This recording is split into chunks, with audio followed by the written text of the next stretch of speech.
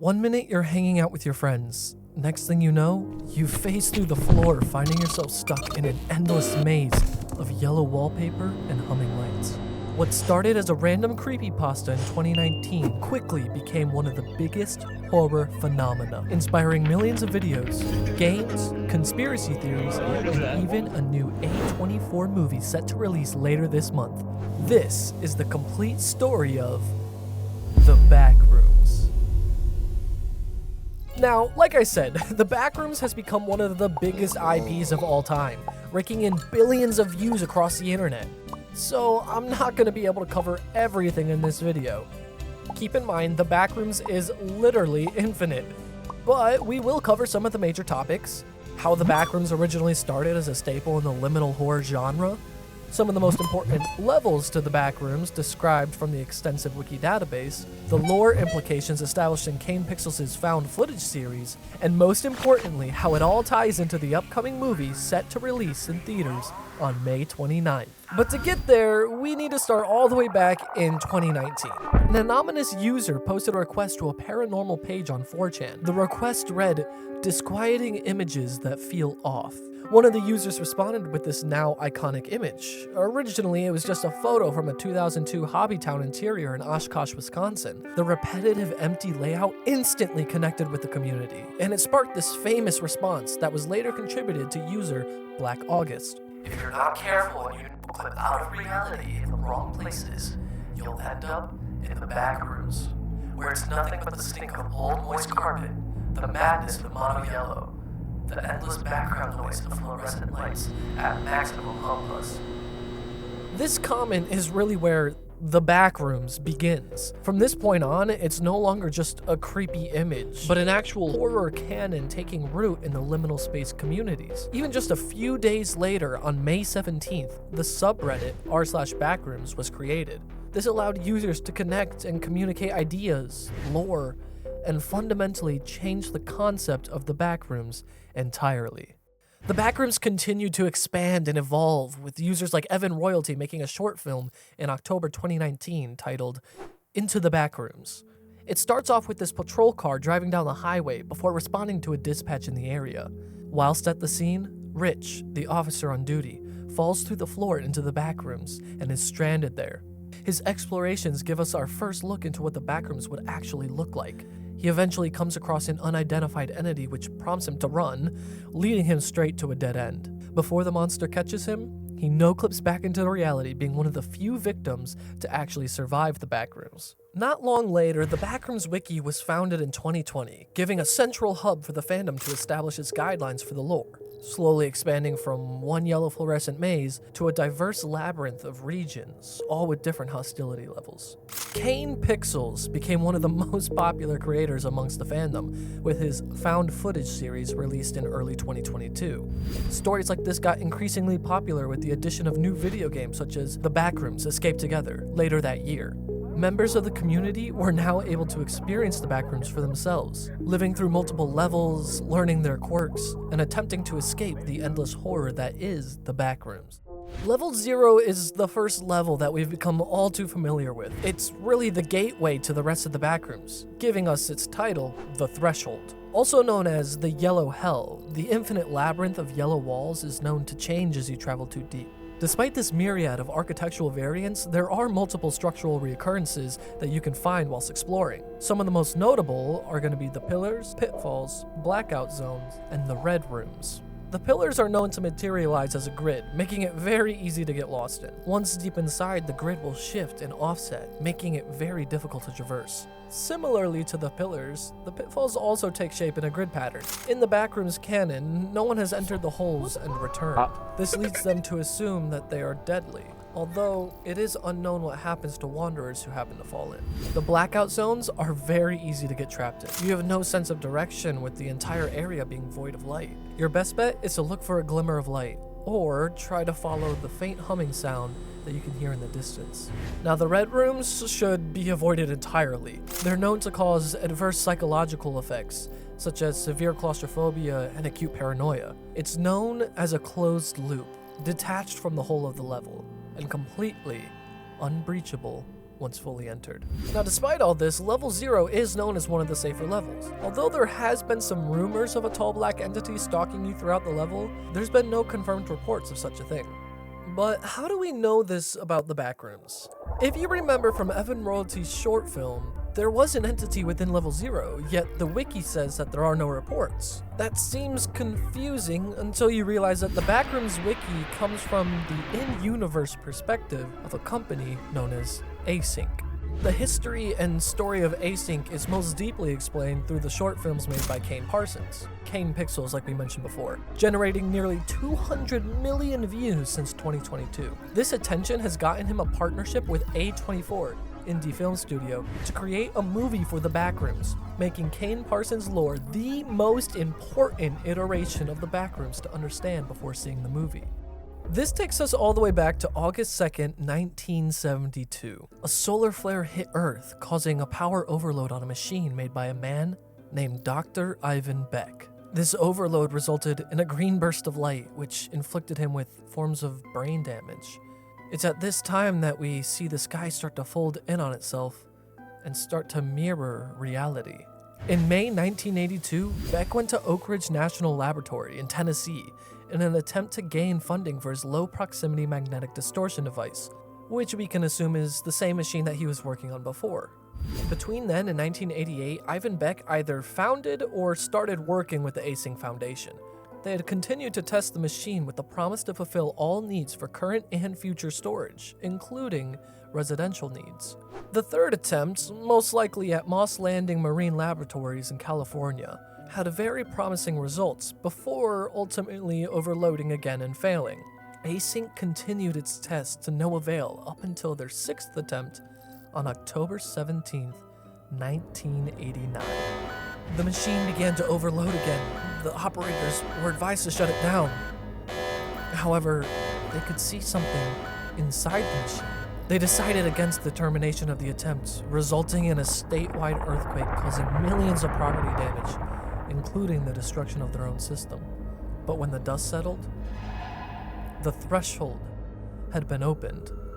This gives us our first look into the Backrooms, which is explored deeper a month later in November.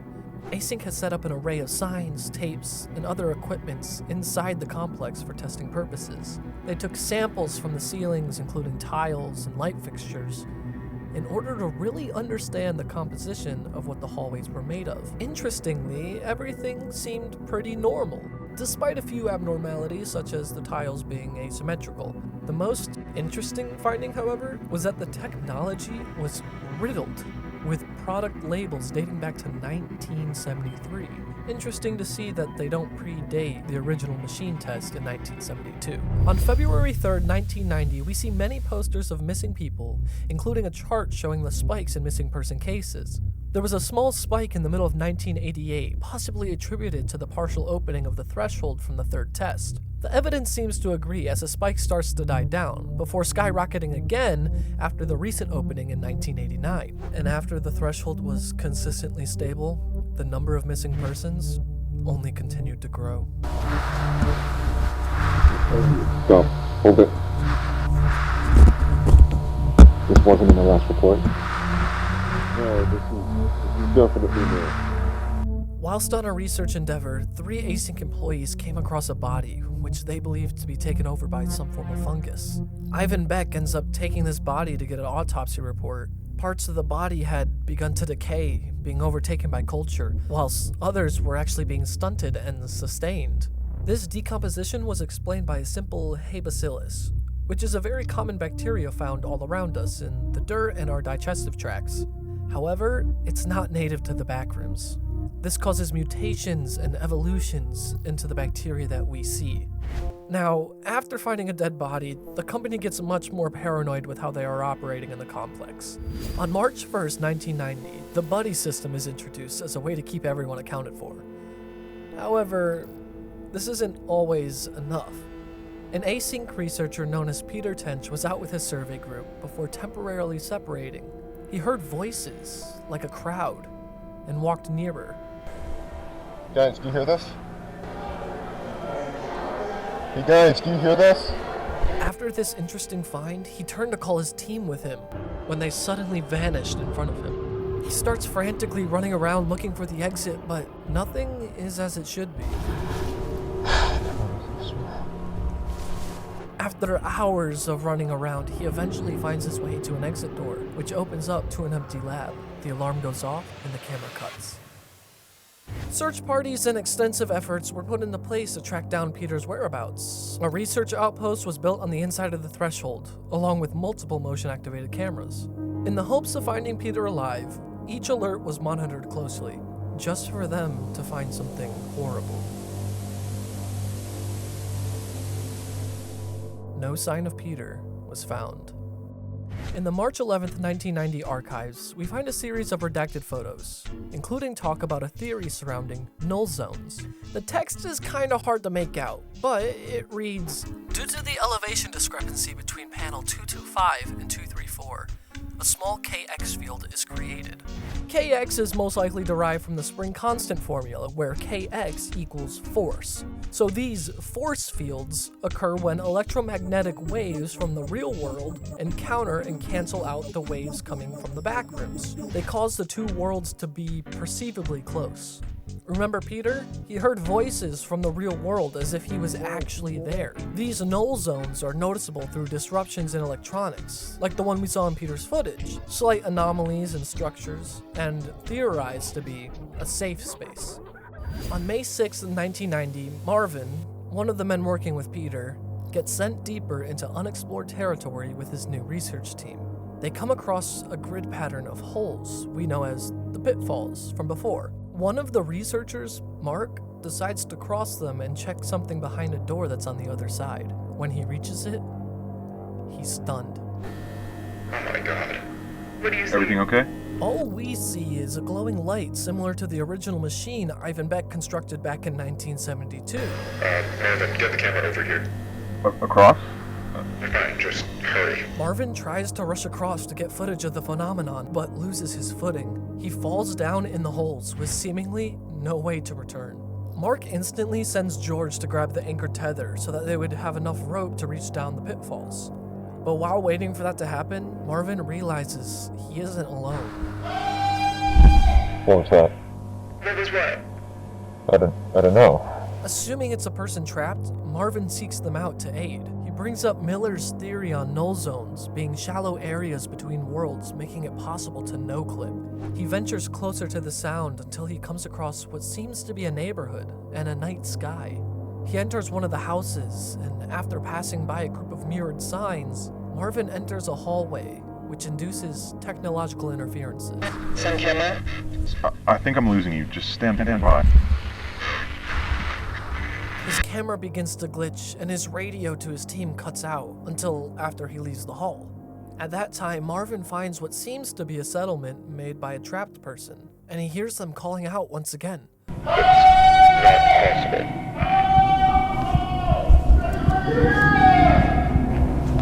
That's not a person. What is it? That is not a fucking person! Right, Marvin, talk to me. What do you see? Marvin starts sprinting back to the place where he fell in the pitfalls, hearing the monster tailing right behind him. But, as you notice in the footage, the entity is not actually chasing him once he passes through the null zone. This nearly confirms the theory of the passage being a safe zone for the monsters. Marvin eventually escapes, returning to the Async laboratory. The footage of his escapade was spread around the company, shared with all the supervisors and even Ivan Beck. They made an executive decision to board off that section of the backrooms until they had the means to handle the hazards that were afoot. Async also began fortifying the threshold to have more control of what goes in and out of the gate, which, at this time, should start to look a little familiar. 2 days later, on May 8th, Async was already back to business. We see infographics, videos, and even images of Async pitching the backrooms to other companies. We actually get to watch one of these business deals take place, and during the live CCTV footage, we hear a siren start to sound. The supervisor on duty, Clyde, hastily runs towards the cameras, expecting the worst, but what he sees is peculiar. there's an unaccounted for employee still inside the Backrooms. Peter is alive. Moments after, Clyde calls Beck to inform him of the incident. We only hear Clyde's side of the audio, but this is the first time we learn Peter's name. So I get called down to figure out why we have a fully suited employee in the complex after hours on an off day. Well, I have no idea who this is. He's definitely not on the project. Well, I tried to talk to him, but he's completely disoriented. He said his name was Peter Tench. Beck questions whether or not anyone else has seen him, in which Clyde does confirm that he is the only one there. Things really start to get fishy with Async before we hear Clyde question. Wait, hold on. This isn't him, is it? The image on screen is a mirrored newspaper article that we attribute to the company covering up Peter's death.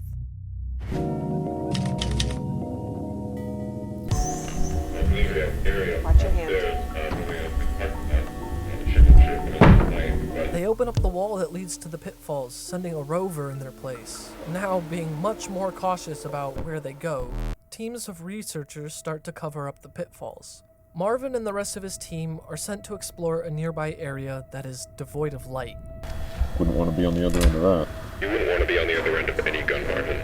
Yeah, that's probably true. Mark, now equipped with a shotgun, leads the way into this eerie darkness. They come across a map drawn on the wall, seemingly by a human. Team A, come in. This is Mark. That's the area we came through. That's 14C, and there's 14D. Team A, this is Mark. Do you copy? Mark tries to call it in, but an interference is blocking their communications, forcing them back to gain contact. If we do get back and they say it's just a non-issue, and we just come back around, and see what the... Oh my god! He's got my gun! He's got my gun! He's got my gun! No! Mark gets tackled, and his gun is stolen by none other than... Wait, I don't know. Peter?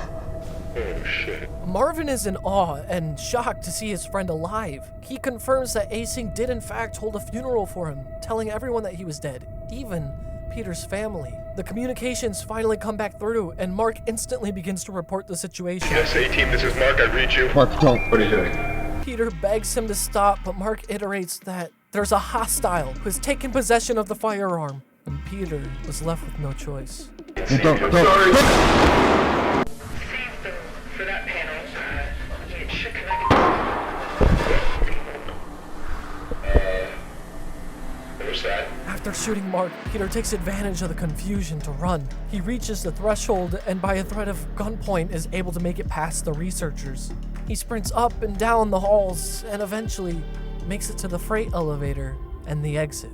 The very next day, we get the company's response to the situation. I'd like to thank you all once again for your patience on this. It has been a stressful 15 hours for all of us here, and while he cannot currently be with us, Dr. Beck sends his apologies regarding the numerous inconveniences caused by our decision to keep you here overnight. They bring full disclosure to the employees and admit fault for covering up the situation prior. It's at this time we learn that Peter had indeed time traveled 2 months into the future when he had gotten lost. This disorientation and the drastic changes upon his return led him to believe that he had in fact not escaped the Backrooms, but was stuck in an illusion of its creation. He fled back to the hallways in an attempt to find the alternate exit, and after running into Marvin's team, acquiring the firearm, and escaping, Async found Peter's body dead in a ditch due to blunt trauma to his skull. More CCTV footage, an image of a syringe, and the suspicious behavior demonstrated by Ivan Beck during his phone call with Clyde suggests that Async might not be 100% honest. Even the claim that Peter went back into the Backrooms on his own accord is lacking in evidence, due to the fact that he decides to forcefully escape through the same threshold just days later. Marvin is under the impression that Async killed Peter to cover up their own tracks, which prompts him to believe that it could happen again. George urges him to relax and take some time off to process everything that happened, which leads George to end up being the new filmer for the next expedition. This is where we finally get to see what was going on behind that door, with the glowing light that Mark saw nearly a month ago. The structure seems to have stretched, causing the pattern on the wallpaper to be warped. Multiple rectangles are taped up on the walls, presumably a phasing gateway. We also see many anomalies in the area, making this the best evidence yet for the Null zones. June 1990 is where we introduced the Backrooms movie into the mix. Clark is just an average furniture store owner who happens to find a phasing gateway in the basement of his store. He's fascinated with his findings and proceeds to explore it daily, being one of the few people to willingly return instead of getting stuck in the backrooms. Whilst exploring, we hear an audio play in a foreign language, which we know to be from the Voyager Golden Record. This message was sent into space in 1977 in hope that some form of intelligent life would be able to decipher it. The message translates to, "We, the people who live on Earth, welcome you." It's possible that Async has left this as a peace offering in case the entities we see are sentient, or that the Backrooms itself, once again, is mirroring the real world. Clark seems to end up getting trapped in the Backrooms anyway, prompting his therapist to start searching for him, eventually getting trapped as well. But from the trailer, we do get an interesting quote from Clark. All these rooms, this place built them. Actually, more like it remembers them. And the more times it remembers something, the less it does. There seems to be many parallels to artificial intelligence mirroring human creation and how the Backrooms tries to mirror our world, which is best seen in the tapes that are found by Async. 3 tapes, or found footage, from civilians exploring the Backrooms were recovered, showing their journeys through the labyrinth. Backrooms Found Footage 2 is dated back to August 19th, 1995. A whole 5-year gap between this and the last excerpt that we have. The tape opens up with a girl playing with a phasing gate she found in her garage. She has borders taped up similarly to how the researchers taped up the borders in May 1990. She tests different objects and decides to stick a tape measure inside. And instead of dropping the item through, she holds it there, making this one-way gate become very unstable. It expands and takes her in. She comes across a car that's crashed into a wall, which has been confirmed to be a different car than the one that we see no clipping in this video here. Nonetheless, no body was inside. Blood trails on the ground lead to what looks like to be a house that we see in a video titled home_27647.mov. These scenes match perfectly, and as she rounds the corner, you see this image, which is also present in the same home video. This fungus growing into the walls is actually an entity, either sleeping or being birthed. But either way, it chases the girl all the way back to where she came from. She ends up ducking down a thin hallway that the monster can't fit into, and she starts praying to God for safety before seeing the unthinkable.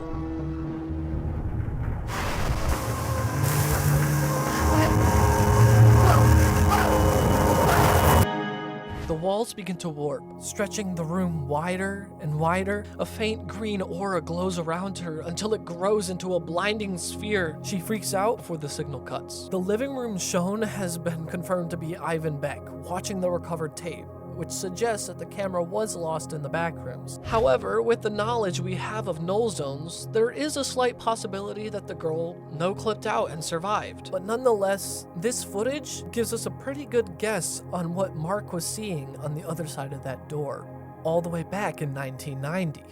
Backrooms Found Footage 1 is dated to September 23rd, 1996, which is most likely the date the footage was recovered, because we can see at the start that the film clapboard says that it's July 4th, 1991. However, timelines get pretty confusing here with how inconsistent the time stream is within the Backrooms. While working on a film project, the protagonist falls backwards into a phasing gate, causing him to end up in the Backrooms. We see the entity showcasing stalking tendencies as he explores the maze and comes across writings. It's unclear whether these were from a person or from the monster itself, but as he reads the text,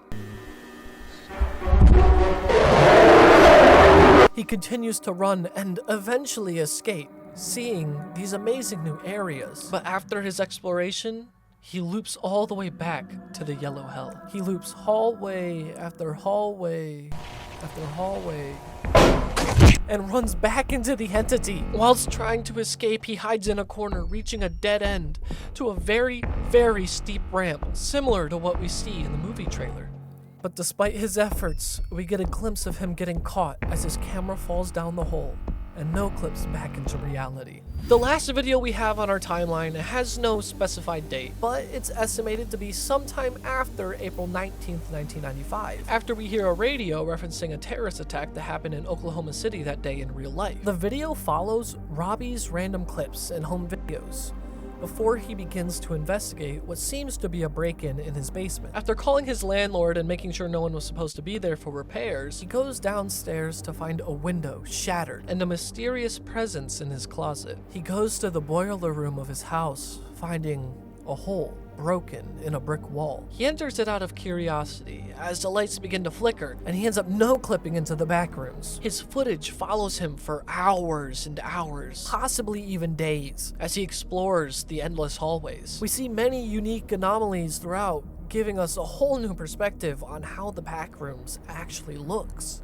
In Robbie's footage, it's much less repetitive, and the mirroring of the real world is much more noticeable. We see electronics, furniture, even full houses. At one point, Robbie comes across something the community refers to as the Red City. He continues to pass each unique fixture before he hears chattering and loud sounds. Robbie turns to run away and eventually gets cut off by a new entity. This monster is much more human than the ones we've seen prior. Now, they have shown attempts to mimic human functions such as talking or screaming, but now they can actually look like them as well. With a terror in his voice, Robbie runs for his life, crawling through small holes on the ground. He turns around to barricade it off and escapes. Robbie continues to explore, searching for a way out, and finds himself at a home. Not just a house or a liminal copy, but a fully furnished and decorated home. He hears a man talking behind the front door, which he proceeds to open, but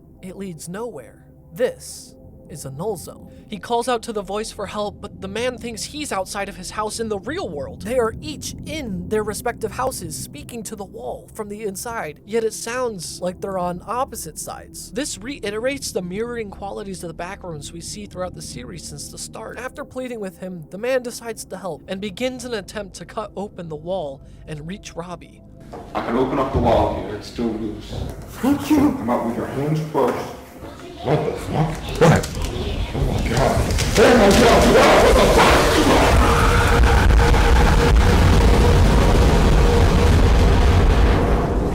fuck? From this reaction, we can only assume that he too no-clipped into the backrooms. The camera cuts to Robbie after skipping an undetermined amount of time, but by his mannerisms and speech, it's likely days later as he slowly starves to death.